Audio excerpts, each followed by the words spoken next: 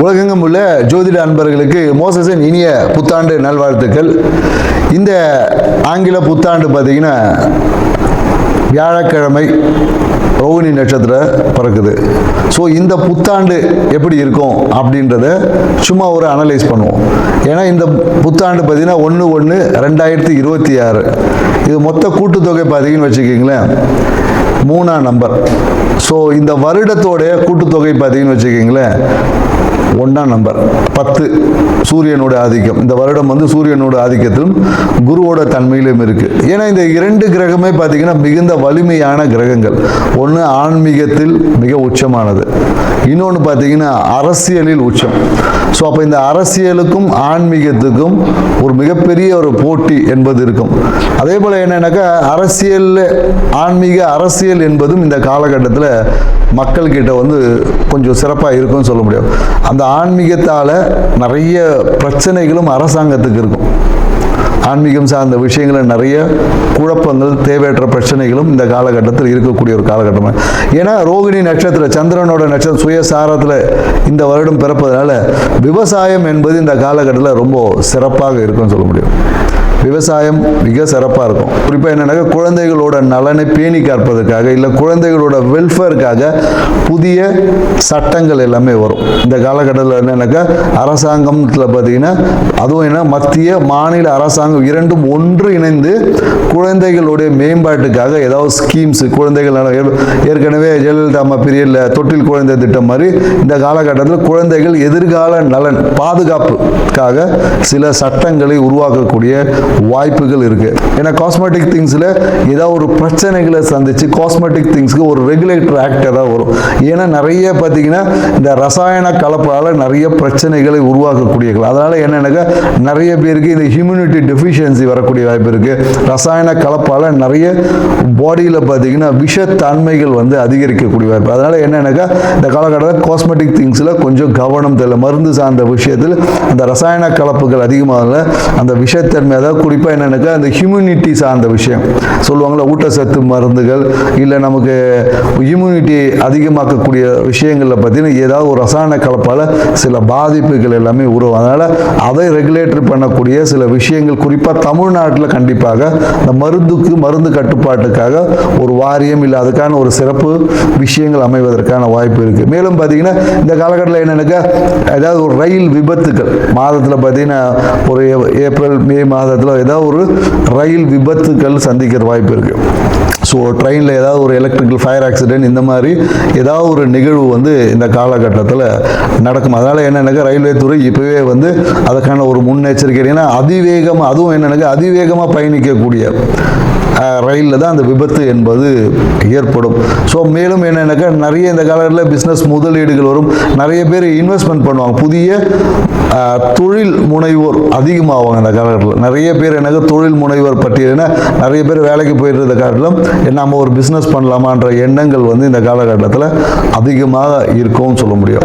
தங்கம் வந்து விலை வந்து குறையவே குறையாது, விலை வந்து ஏறிக்கிட்டே தான். ஏன்னா தங்கத்தின் விலை ஏறுமுகமாக தான் இருக்கும். ஸோ அது கிரகங்களை காட்டிலும் என்னன்னாக்கா அது வந்து கமாடிட்டிக்குள்ளே போனதில் தங்கம் விலை ஏற்றம் தான் இருக்கும். ஸோ அதனால் தங்கத்தின் மேலே மக்களுக்கு ஈர்ப்பும் அதிகமாக தான் இருக்கும். ரியல் எஸ்டேட் துறை வந்து கொஞ்சம் நல்லா இருக்கும். ரியல் எஸ்டேட் துறையில் வந்து மத்திய மாநில அரசுகளுமே அதில் இருக்கக்கூடிய அந்த ரெஸ்ட்ரிக்ஷன்ஸை வந்து கொஞ்சம் குறைத்து இந்த கட்டுமான துறை ரியல் எஸ்டேட் துறையில் வந்து ஒரு வளர்ச்சியான ஒரு பாதை என்பது இருக்கும். டெக்னாலஜி வளர வளர அதை அழிக்கக்கூடிய ஆற்றல், அதனால் பிரச்சனைகளை மக்கள் சந்திக்கக்கூடிய விஷயமும் இருக்கும். பிரச்சனையும் இருக்குது டெக்னாலஜியில் பார்த்தீங்கன்னா நிறைய. ஏன்னா இப்போவே பார்த்தீங்கன்னா டெக்னாலஜியில் வந்து ஆதார் கார்டை கொடுத்தா ஆட்டையை போட்டுறாங்களே, அது மாதிரி வந்து வளர்ச்சியும் ஒரு சைடு இருக்கும். அதில் இருக்கக்கூடிய பிரச்சனைகளை கையாளுவதில் அரசாங்கம் வந்து ரொம்ப திணறும். ஸோ அதனால் ஏன்னா நிறைய இந்த ஏடிஎம் கார்டு ஹேக்கிங் இந்த மாதிரியான நிறைய இந்த ஃப்ராடு திங்ஸ் வந்து இன்னும் வளர்ச்சி அடையும். அதை கட்டுப்படுத்துவதற்கு அரசாங்கம் நிறைய ரெகுலேட்டரி போட்டாலும் ஆனால் அந்த விஷயங்களை கட்டுப்படுத்த முடியாமல் அரசு சார்ந்த துறை வந்து ஏதாவது ஒரு சுணக்கமான விஷயம் கண்டிப்பாக இருக்கும். ஆண் குழந்தைகளின் பிறப்பு விகிதம் கொஞ்சம் அதிகமாக இருக்கும். ஆண் குழந்தைகள் இந்த வருடத்தில் அதிகமாக பிறப்பாங்க. இந்த புத்தாண்டு என்பது மக்களுக்கு வந்து ஒரு வளர்ச்சியை கொடுத்தாலும் பொருளாதார புழக்கத்தை ஏற்படுத்தினாலும் பண்ணாலும் எல்லாமே கடன் வாங்கி போகக்கூடிய விஷயமா தான் இருக்கு. ஸோ அதனால மக்கள் தங்களுடைய கையிருப்புக்கு ஏற்ற மாதிரி கடன் வாங்கி உங்களுடைய வாழ்க்கையை அமைச்சுக்குங்க. இந்த புத்தாண்டு ஒவ்வொரு ராசிக்கும் என்ன மாதிரியான பலன்களை கொடுக்க போகுதுன்றத ஒவ்வொரு ராசியை போவோம். வாங்க வீடியோக்குள்ள போகலாம். கும்பராசி அன்பர்களுக்கு இந்த மோசஸின் அழகிய ஆங்கில புத்தாண்டு 2026 நல்வாழ்த்துக்கள். இந்த 2026 கும்பராசி வாழ்க்கையில் என்னென்னலாம் அற்புதம் பண்ண போகுது, என்ன மாதிரியான ஹாப்பி நியூஸ்லாம் உங்களுக்கு வரப்போகுது அப்படின்றத நம்ம டீட்டெயிலாக பார்க்க போகிறோம். இந்த 2026ஆம் ஆண்டு கும்பராசியில் பார்த்தீங்கன்னா ராசியிலே யார் இருக்கார்? ராகு பகவான் இருக்கார். எப்படி ஒரு பிரம்மாண்டமான ஆள். அப்போ எப்படி இருப்பார்? உங்கள் வாழ்க்கையே ஒரு பிரம்மாண்டமாக இருக்கும். பார்க்குறவங்களாம் என்னப்பா அவங்களுக்கு என்ன காரு பங்களா அப்படின்னு ஒரு சிறப்பாக இருக்காங்க, அவங்களுக்கு என்ன அப்படின்னு இப்படின்னு சொல்லினே இருப்பாங்க. ஆனால் உங்ககிட்ட கேட்டால் தான் தெரியும் நீங்கள் அதுக்காக எவ்வளோ கஷ்டப்பட்டுருக்கீங்க, எவ்வளோ உழைச்சிருக்கீங்க, உழைச்சி எவ்வளோ காசு வரல, அந்த உழைப்புக்காக நீங்கள் எவ்வளோ காலி பண்ணியிருக்கீங்கன்னு உங்களை கேட்டால் தான் தெரியும். ஸோ இந்த ஆண்டு உங்களுக்கு பிரம்மாண்டத்தின் ஆண்டாக இருந்தாலும் நிறைய கனவு கற்பனையிலேயே வாழ்ந்து விட்டு, ஸோ அதை இப்போ இந்த 2027 நாங்கள் தண்ணி தெளித்து எழுப்புகிறோம். ஐயா நீ கண்டதெல்லாம் கனவு, வாழ்க்கை இப்படி ஒன்று இருக்குது, இதை பண்ணால் தான் எல்லாம் நடக்கும் அப்படின்னு சொல்லக்கூடிய ஒரு ஆண்டு. ஸோ அதனால் இந்த கும்பராசி அன்பர்களுக்கு இந்த காலகட்டத்தில் திருமணத்திற்காக காத்து இருக்கிறவங்களுக்கு எல்லாமே பார்த்தீங்கன்னா ஏதோ ஒரு அரசியல் குடும்பத்தில் ஒரு மன மகிழ்ச்சி, நீங்கள் ஹாப்பியாக எதிர்பார்த்த மாதிரி திருமணம் என்பது இந்த காலகட்டத்தில் சிறப்பாக நடக்கும். சில பேருக்கு என்னென்னாக்கா வீட்டு பக்கத்துலேயே கூட வர அமையும். வீட்டு பக்கத்தில் நெய்பர்ஹுட்டில் இருப்பாங்க இல்லையா, ஒரு 2 தெரு தள்ளி 3 தெரு தள்ளி எங்கேயாவது நீங்கள் பார்த்துருப்பீங்க. அங்கே கூட ஏதோ ஒரு பார்த்த பழக்கத்தின் பிரகாரம் கூட உங்களுடைய விஷயம் இருக்குது. இந்த காலத்தில் எதை பேசினாலும் ப்ராஃபிட்டை பற்றி பேசுவீங்க. இந்த காலகட்டத்தில் நீங்கள் பேசுகிற பேச்சு எப்படி இருக்குன்னா ரொம்ப லாபம், என் பிஸ்னஸில் இவ்வளோ லாபம் பண்ணணும், அவ்வளோ லாபம் பண்ணணும், நான் இப்படி பண்ண போகிறேன் அப்படி பண்ண போகிறேன்னு சொல்லிட்டு நிறைய பிஸ்னஸ் ஸ்ட்ராட்டஜிக்கல் பிளான் நீங்கள் நிறைய போடுவீங்க. உங்கள் வார்த்தையில் உங்கள் பேச்சில் எல்லாமே பார்த்தீங்கன்னு வச்சுக்கிறேன் லாபத்தை அனுபவிக்கக்கூடிய விஷயமா இருக்கும். நிறைய பேர் என்ன இந்த காலகட்டத்தில் ரியல் எஸ்டேட்டில் பணம் போட்டு சம்பாதிக்கக்கூடிய வாய்ப்பு இருக்குது. இந்த காலம் என்னக்கா நிலத்தில் போட்டாவே அது விளையும்னு சொல்லுவாங்க. அதனால தான் என்ன பண்ணுவாங்கன்னா பணத்தை நிலத்தில் போட்டால் பெருகுன்னு சொல்லுவாங்க. அது ஒரு பரிகாரமே இருக்குது. இன்றைக்கி அதை யாரும் செய்யவே மாட்டோன்றோம் நம்ம. ஏன்னா நிலத்தில் போடக்கூடிய எந்த ஒரு விஷயமும் முளைச்சி பெருகும். நீங்கள் விதையை ஒன்று நட்டிங்கன்னா அந்த விதை முளைக்கும்.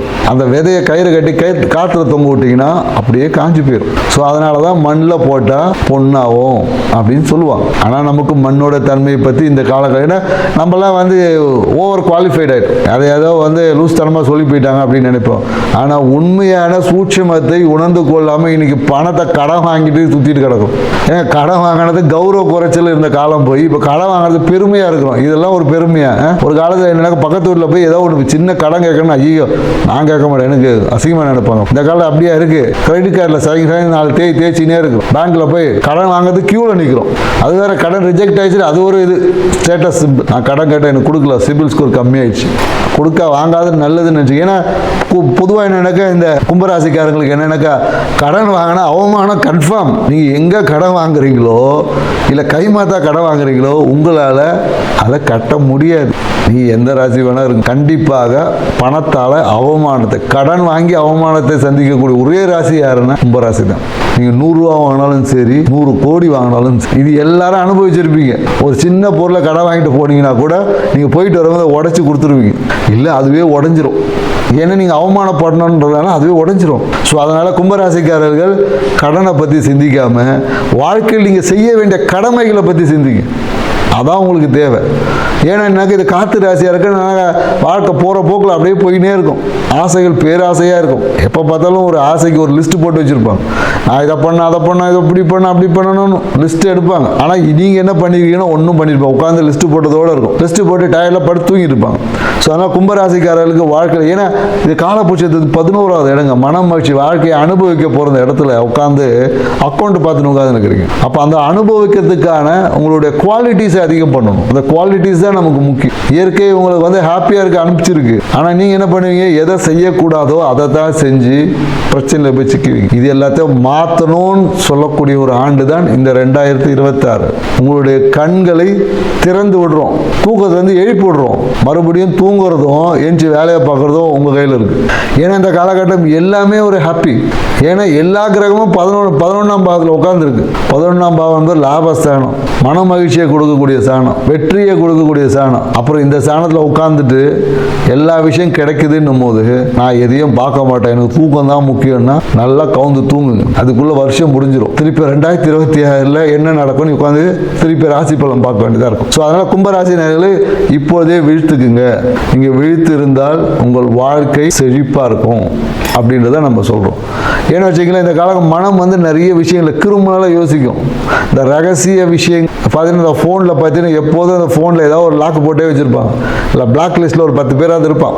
கும்பராசிக்காரங்க பிளாக் லிஸ்ட்டில் எவனா இல்லைன்னு ஒரு வார்த்தை சொல்ல முடியாது. இந்த பிளாக் லிஸ்ட்டில் போட்டு வச்சு ஏதாவது ஒரு ரகசிய செயல்பாடுகள் இருந்துக்கிட்டே இருக்கும். அவன் பக்கத்தை போட்டு எல்லா லாக்கையும் போட்டு வச்சுருப்பாங்க அந்த கும்பராசிக்காரங்க. ஸோ அதே போல் என்னென்னாக்கா உங்கள் வாழ்க்கைனா 2ல் இருக்கக்கூடிய சனி பகவான் குடும்பத்தில் ஃபோக்கஸ் பண்ணியா, படிக்கிறதுல ஃபோக்கஸ் பண்ணு, வருமானம் ஈட்டத்தில் ஃபோக்கஸ் பண்ணு. பேசினே இருக்காத.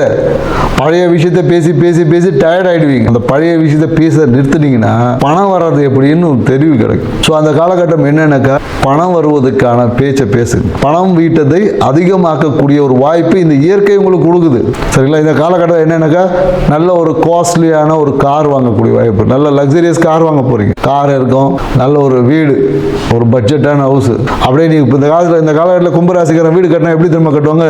ஒரே கண்ணாடியில் அப்படியே சும்மா அலங்காரம் திறந்தவொன்னே ரோடு தெரியும், இது தெரியும், அது தெரியும், எல்லாம் தெரியுற மாதிரி கண்ணாடியிலே வீடு கட்டணும்னு ஆசைப்படுவோம். அப்படி ஸ்க்ரீனை திறந்தவொன்னே சிட்டி ஃபுல்லாக தெரியணும், அப்படி ஸ்க்ரீனை திறந்து அது தெரியணும், இது தெரியணும். இப்படி தான் வீடு கட்டக்கூடிய ஒரு கற்பனை வளம். வீட்டில் ஒரு ஸ்விம்மிங் பூல் இருக்கணும், பெரிய ஃபிஷ் டேங்க் இருக்கணும், இப்படிலாம் கட்டுவீங்க. உங்களோட வீடை கட்டும் போது வாஸ்து பிரகாரம் கட்டணும்.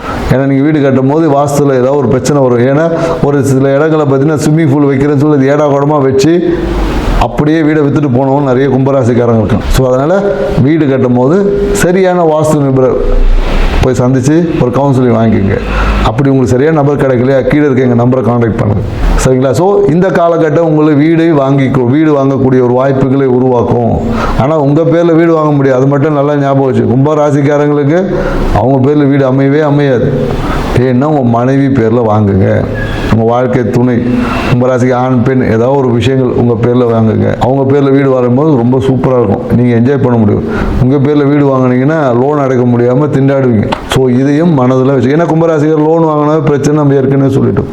அதே போல் கும்பராசிக்காரர் நிறைய இந்த ஃபுட்டை நிறைய வேஸ்ட் பண்ணாது, உணவை நிறைய வேஸ்ட் பண்ணக்கூடிய ராசியில் பார்த்தீங்கன்னா கும்பராசிக்காரர்கள் தான் அதிகம். அதுக்கு மதிப்பளிக்க மாட்டாங்க. உணவுக்கு வந்து முக்கியத்துவம் கொடுக்காதனாலே உங்கள் வாழ்க்கை நிறைய சிக்கல்கள் இருக்கும், வியாதிகளை சந்திக்கக்கூடிய விஷயமா இருக்கும். முறையற்ற உணவு பழக்கம் உங்கள் வாழ்க்கையிலோட தன்மையை மாற்றிடும். ஸோ அதனால் நல்ல உணவு பழக்கத்தை கையாளுங்க. இந்த நியூ இயர்லேருந்து இதெல்லாம் நான் செய்ய போகிறேன்னு எழுதி வைக்கக்கூடாது, நடக்கணும். எல்லாம் 1ஆம் தேதி, அதுமா பெரிய 31ஆம் தேதி லிஸ்ட்டை ரெடி பண்ணிட்டு 1ஆம் தேதி பார்த்துட்டு அதோட மூடி வச்சது தான். திருப்பி அதுக்கு அடுத்த வாட்டி 2027 நம்பர் மட்டும் தான் மாற்றுவோம். ஏன்னா அடுத்த வருஷம் ஒன்றும் செஞ்சிருக்க மாட்டோம். ஸோ அதனால் வாழ்க்கையை சின்ன சின்ன விஷயத்தை ப்ராக்டிஸ் பண்ணுங்கள்.